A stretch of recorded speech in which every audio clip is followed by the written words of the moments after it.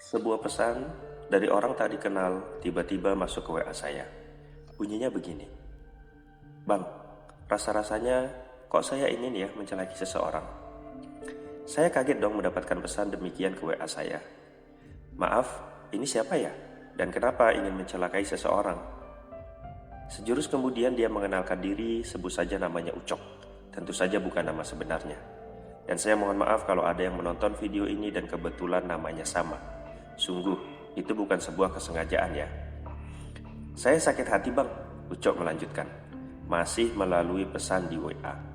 9 tahun yang lalu, istri saya tidak gadis lagi ketika menikah dengan saya. Dia jujur dan saya pun enggak masalah. Saya mau menerimanya. Cuma akhir-akhir ini, saya kembali sakit hati karena saya beberapa kali bertemu dengan si lelaki bajingan itu." "Lelaki itu emang siapa mas?" saya bertanya. "Dia mantan pacar istri saya dulu bang." Diam sejenak lalu Ucok melanjutkan. "Istri saya bilang, dulu sih mereka melakukannya dengan pengaman, sehingga tidak hamil. Istri saya juga sudah meminta maaf karena masa lalunya yang kelam. Dan seperti yang sudah saya katakan, saya ikhlas menerimanya kok bang. Dan makanya saya tetap menikahi dia 9 tahun yang lalu.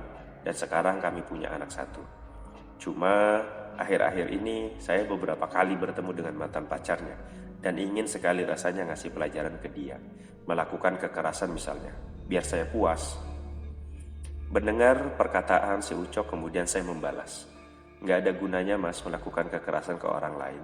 Bagaimana kalau dia nanti lapor ke polisi? Bagaimana kalau mas di penjara? Bukankah itu malah bikin anak dan istri mas di rumah sedih? Bukankah itu malah bikin masalah bertambah runyam?" "Iya sih."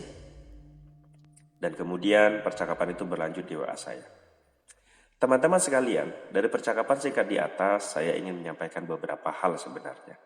Pertama, saya ingin bilang kepada adik-adik sekalian, berhentilah pacaran. Karena apapun alasannya, menurut saya tuh ya, pacaran banyak mudorotnya deh. Dari pacaran, pintu kemaksiatan banyak terbuka lebar. Awalnya sih pegang-pegangan tangan, tapi lama-lama pegang yang lain juga pastikan.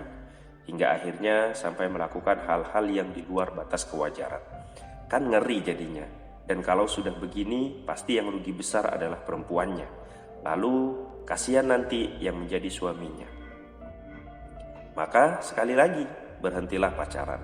Mending cari kegiatan yang lain, yang bermanfaat, agar lupa sama keinginan pacaran yang selama ini meluap-luap. Hal kedua yang ingin saya sampaikan adalah, saya ingin bilang begini, gak ada gunanya balas dendam.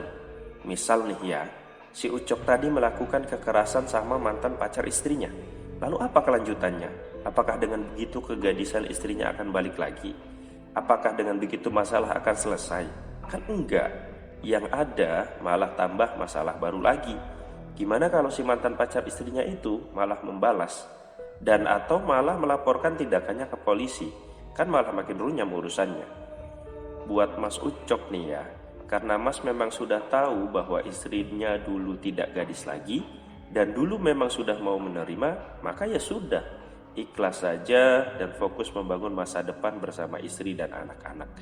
Apalagi sekarang Mas Ucok sudah punya anak 1 dan sudah 9 tahun berlalu. Jadi berat memang, tapi lebih baik dilupakan saja dan ikhlaskanlah. Kemudian yang ketiga adalah yang ingin saya sampaikan, setiap orang tuh punya masa lalu loh, tapi itu tidak penting sebenarnya. Apalagi kalau Mas Ucok tadi sudah mau menerima dan istrinya memang sudah mau bertaubat dan berusaha menjadi lebih baik lagi di masa depan. Maka kubur saja masa lalu itu, kemudian hiduplah dengannya untuk membina masa depan. Masa lalu bagi saya seperti kaca spion kendaraan deh. Dia perlu, malah penting banget. Lihat dia sesekali untuk memastikan jalanan kita aman. Tapi jangan dilihat terlalu lama dan keseringan, karena justru bisa menjadikan perjalanan kita bahaya dan bisa celaka. Bener gak?